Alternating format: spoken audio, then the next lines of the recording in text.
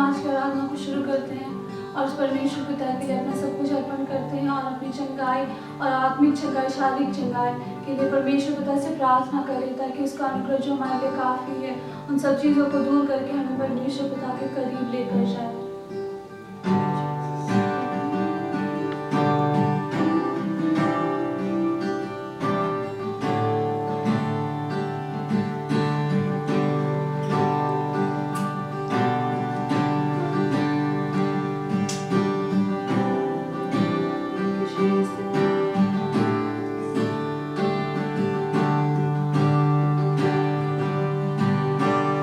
Christ is my reward.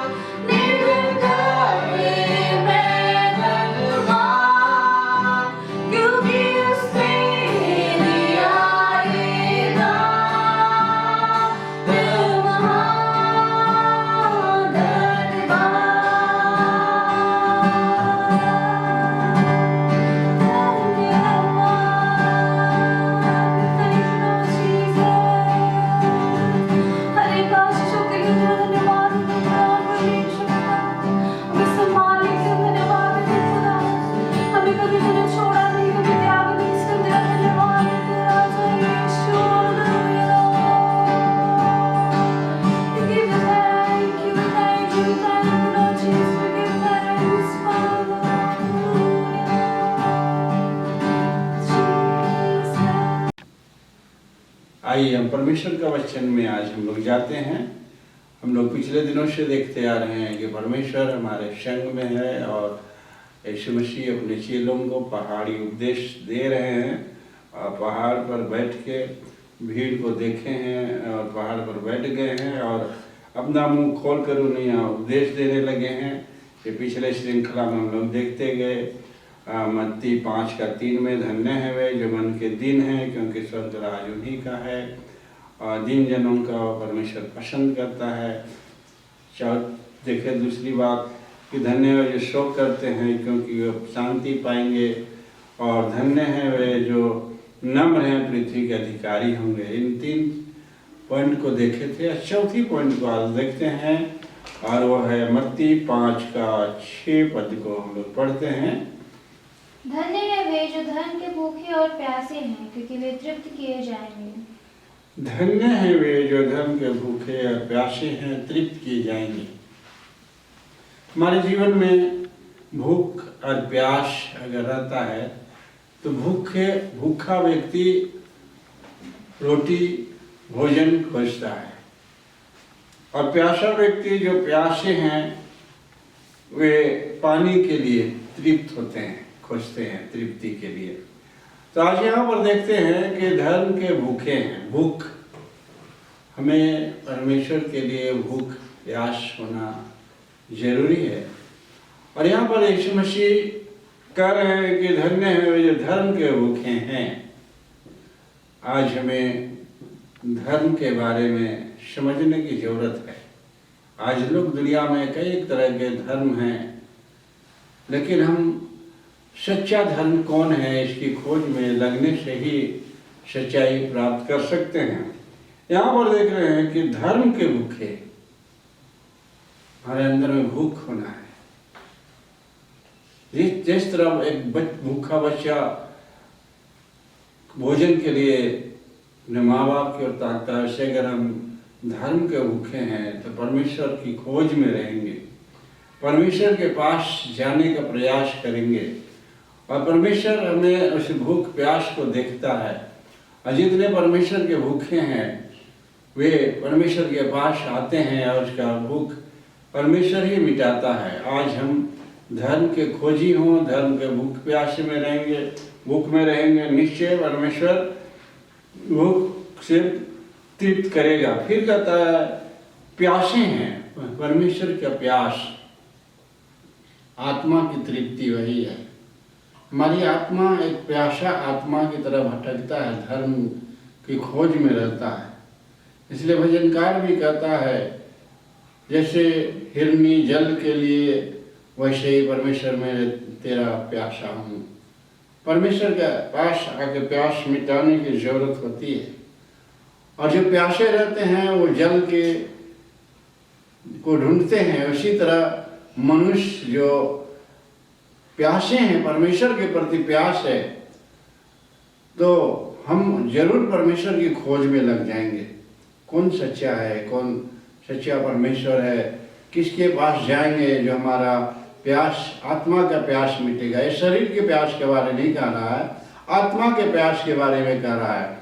आत्मा के प्यास को मिटाने के लिए कुछ पदों को देखते हैं। शायद और उसका 55 अध्याय 1 और 2 पद को पढ़ते हैं। आओ सब प्यासे लोगों, पानी के पास आओ, और जिनके पास रुपया ना हो तुम भी आकर मोल ले लो और खाओ। दाख मधु और दूध बिन रुपए और बिना दाम ही आकर ले लो।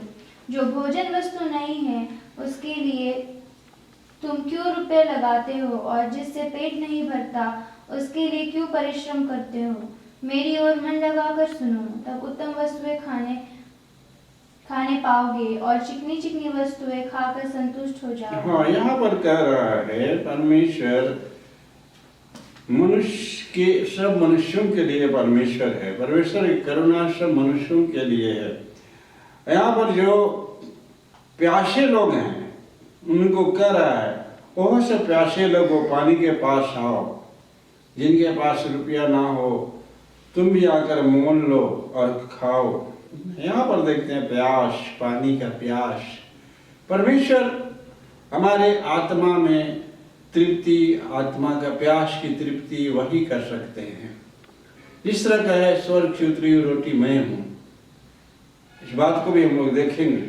यहाँ पर देखते हैं कि परमेश्वर हमें निमंत्रण दे रहे हैं, ओहो सब प्यासे लोगों, पानी के पास आओ, जिनके पास रुपया ना हो तुम भी आकर मोल लो और खाओ। दाख मधु और दूध बिना रुपये और बिना दाम ही आकर ले लो। जो आत्मिक भोजन है, हमारे आत्मा की तृप्ति का भोजन, इसलिए यहाँ पर यीशु मसीह स्पष्ट कह रहे हैं कि धन्य है वे धर्म के भूखे और प्यासे के तृप्त किए जाएंगे। और एक पद को देखते हैं, लूका 1 अध्याय उसका 53 पद को। लूका 1 अध्याय 53 पद। हाँ, उसने भूखों को अच्छी वस्तुओं से तृप्त किया और धनवानों को छूछे हाथ निकाल दिया। भूखों को अच्छी वस्तु से तृप्त किया ना।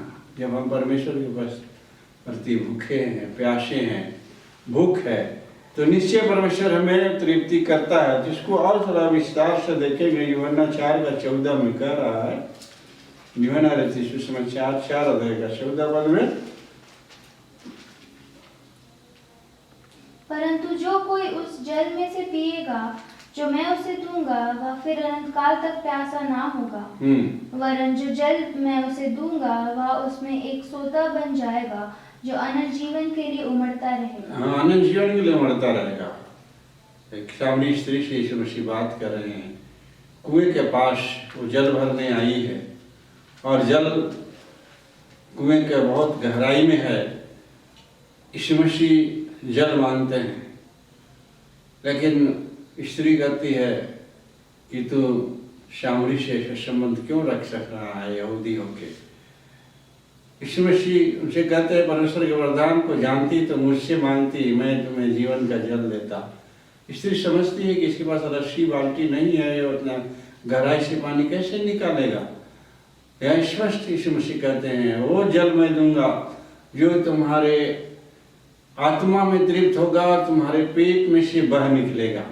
ये जीवन का जल, जीवन का जल पवित्र आत्मा को दर्शाया गया है। पवित्र आत्मा जीवन के जल के रूप में हमारे अंदर से बह निकलता है। 7 अध्याय 37-38 पद को अगर हम पढ़ते हैं, यूहन्ना का 7 अध्याय का 37-38 पद। पर्व के अंतिम दिन जो मुख्य दिन है, यीशु खड़ा हुआ और पुकार कर कहा, यदि कोई प्यासा हो तो मेरे पास आए और पिए।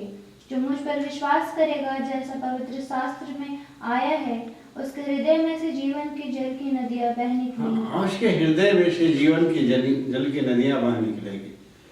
वो प्यासा है, मेरे पास आओ, कहता है यीशु मसीह ना। जब हमारे अंदर धर्म के बारे, परमेश्वर के बारे भूख प्यास रहेगा, तो हम खुद परमेश्वर के पास आएंगे। परमेश्वर ऐसे आशीषों को देगा जो हमारे जीवन में से, हमारे हृदय में से, हमारे पेट में से जीवन की जल नदी बह निकलेगी। वो पुत्र आत्मा का बहाव को दिखाता है। मेरे प्रियो, ये पवित्र आत्मा का बहाव हमारे जीवन में आता है और उस आत्मा की तृप्ति से भर देता है जो स्वर्ग से आया है। प्रकाशित वाक्य 22 में कह रहा है कि ये जीवन के जल की नदी कहाँ से निकलता है? मेमने यीशु मसीह, मेमने अर्थात यीशु मसीह और पिता, स्वर्गीय पिता परमेश्वर के सिंहासन के बीच में से ये पवित्र आत्मा की नदी बह निकलती है और सड़कों में बहते हुए, और उस दोनों नदी के किनारे उस दोनों किनारे में वो 12 माह में फलने वाले फल लगते हैं और उसके पत्ते से लोग चंगे हो जाते हैं। ये पवित्र आत्मा के बहने के द्वारा हमारे जीवन में आत्मिक फल, आत्मिक चंगाई, शारीरिक चंगाई मिलती है मेरे प्रियो। इसलिए यीशु मसीह न्योता दे रहे हैं, बुला रहे हैं, ओ प्यासे लोगों मेरे पास आओ, मैं तुम्हें जीवन की जल पिलाऊंगा और तुम्हारे हृदय में से बह निकलेगी। इस तरह देखते हैं कि अगर हमारे अंदर भूख प्यास है तो हम निश्चय धर्म के भूखे प्यासे हैं, तो प्यास मिटाने के लिए, तृप्ति होने के लिए यीशु के पास आएंगे। और एक पद को पढ़ते हैं जो यूहन्ना में लिखा है 6 अध्याय का 48 से 51 पद तक। जीवन की रोटी मैं हूँ। तुम्हारे बाप दादाओं ने जंगल में मन्ना खाया और मर गए। यह वह रोटी है जो स्वर्ग से उतरती है ताकि मनुष्य उसमें से खाए और ना मरे। जीवन की रोटी जो स्वर्ग से उतरी मैं हूँ। यदि कोई इस रोटी में से खाए तो सर्वदा जीवित रहेगा, और जो रोटी मैं जगत के जीवन के लिए दूंगा वह मेरा मांस है। यहाँ पर देखते हैं स्वर्ग से उतरी रोटी मैं हूँ। रोटी एक बहुत महत्वपूर्ण स्थान रखता है हमारे भूख मिटाने के लिए।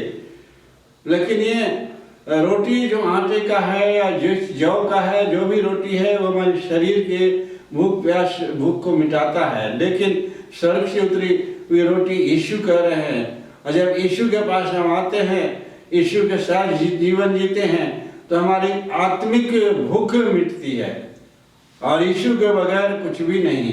इसलिए हम देखते हैं मेरे प्रियो, यहाँ पर यीशु मसीह स्वर्ग से उतरी रोटी मैं हूँ कहता है, और जो मुझ में होकर जीवन जीता है, यीशु मसीह में होकर जीवन जीता है, यीशु मसीह कह रहे हैं, तो हमारे आत्मा भूखी और प्यासी नहीं रहेगी। अगर हमारे अंदर परमेश्वर के प्रति भूख और प्यास है तो अपने जीवन को निश्चय परमेश्वर के हाथ में सौंपेंगे, तो भूख और प्यास मिटेगी और तृप्ति मिलेगी, जिस तृप्ति के लिए हम आज चाह रहे हैं। आज सारी चीज़ों को त्याग कर आत्मा की तृप्ति की ओर लोग लगे हुए हैं, लेकिन नहीं मिलता वो तृप्ति। इसलिए यीशु मसीह चेलों को कह रहा है, धन्य है वे जो धर्म के भूखे और प्यासे हैं, तृप्त किए जाएंगे। हमारे जीवन में अगर तृप्ति चाहते हैं, हम अपने जीवन में आशीष चाहते हैं, आत्मा की भूख और प्यास मिटाना चाहते हैं, आत्मा का भूख और प्यास यीशु मसीह छोड़ और कोई नहीं मिटा सकता। और इसलिए परमेश्वर ने अपने पुत्र यीशु को जगत में भेजा मेरे प्रियो, जो आते हैं जगत में और हमारे लिए अपने प्राण को त्यागते हैं, हमारे लिए लहू को बहा देते हैं। जब यीशु के पास आते हैं मेरे प्रियो, तो हमारा आत्मिक उन्नति होता है, आत्मा मजबूत होती है, और जब आत्मा मजबूत रहेगी हम निश्चय दृढ़ और मजबूत जीवन व्यतीत कर सकेंगे। और इसी बात को यीशु मसीह धन्य वचन में समझा रहे हैं चेलों को, धन्य है जो धर्म के भूखे और प्यासे हैं, तृप्त किए जाएंगे। आज हम इस श्रृंखला में देखते हैं भूख और प्यास मिटाने की। अगले श्रृंखला में हम लोग देखेंगे दयावंत के बारे में, लेकिन आज हम लोग देखते हैं हमारे जीवन में जो परमेश्वर के प्रति भूख होना जरूरी है। और जब भूखे रहेंगे, भूख का था तो भूख मिटाने के लिए लोग रोटी खोजते हैं, प्यास मिटाने के लिए पानी खोजते हैं। धर्म का भूख प्यास मिटाने के लिए परमेश्वर की खोज में लगना होगा। और जब परमेश्वर के पास आते हैं, यही हमारी आत्मा की खोज है मेरे प्रियो। हमारी आत्मा तृप्ति की खोज में लगी रहती है कि कहाँ में संतुष्टि मिले, और यीशु के पास आते हैं, आत्मिक संतुष्टि, आत्मिक उन्नति मिलती है। मेरे परिवार, आशीषों से भरने का दिन है। अब आशीष पाना चाहते हैं, यीशु के पास आएंगे, यीशु आशीष देगा, अपनी महिमा को आपके जीवन में प्रकट करेगा, और निश्चय आपका आत्मा तृप्त होगा, आपका आत्मा भूखा प्यासा नहीं रहेगा। आप इस संसार में एक उपस्थिति, परमेश्वर की उपस्थिति को अपने जीवन में महसूस करेंगे। आपकी आत्मा में संतुष्टि आएगा, आपकी आत्मा उन्नति करेगी, आपका जीवन प्रभु में महिमा पाएगी, आपका परिवार में भी परमेश्वर आशीष देगा। आज चाहते हैं, अगर आप यीशु को ग्रहण करना, यीशु के पास आना, तो निश्चय परमेश्वर आपको इसी समय यीशु के नाम से आशीष देने जा रहा है। मेरे प्रियो, इसलिए अपने जीवन को यीशु को सौंप दें। आइए हम लोग प्रार्थना में जाते हैं, अपने जीवन को सौंपते हुए आइए आंखों को बंद करें, प्रार्थना करें। Hallelujah, hallelujah. सर्वशक्तिमान अनुग्रहकारी जीत परमेश्वर तू ही है, तू ही है उस स्वर्ग से उतरी हुई रोटी के रूप में यीशु को भेजा, जो हमारे शरीर की प्यास, आत्मा की प्यास सबको मिटाता है। प्रभु हम धन्यवाद करते हैं जो वचन को सुन रहे हैं, उनके जीवन में बड़ी आशीष कर। और प्रभु जी उनके जीवन में महिमा को प्रकट कर। जो आज भूखे प्यासे हैं, किसी रीति से किसी संकट में पड़े हैं, यीशु के नाम में उनकी संतुष्टि के लिए प्रार्थना करते हैं, वो संकट मिटाने के लिए प्रार्थना करते हैं, उनके जीवन में तेरी आत्मिक आशीष उतारने के लिए प्रार्थना करते हैं। यीशु उनके जीवन में आत्मिक आशीष को उतार दे, अपनी महिमा और सामर्थ को प्रकट कर दे, अपनी महिमा को दिखा। प्रभु तेरा नाम ऊंचा होने पाए। प्रभु जितने सुन रहे हैं उस कलीसिया में आशीष दे, लोगों के घर में आशीष दे। प्रभु अपनी उपस्थिति दे, अपनी चंगाई दे, अपनी महिमा को प्रकट कर, आशीष कर्म कर और महिमा को दिखा। प्रार्थना मांगते हैं तेरे पुत्र यीशु मसीह के नाम में, आमीन, आमीन। प्रभु यीशु मसीह का अनुग्रह, ईश्वर पिता का प्रेम, पवित्र आत्मा की सहभागिता आप सबों के संग सदा होती रहे, आमीन। सबको जय मसीह। प्रभु आप सबको आशीष दे। हमारे संग आप प्रार्थना करते रहें। परमेश्वर धन्यवाद।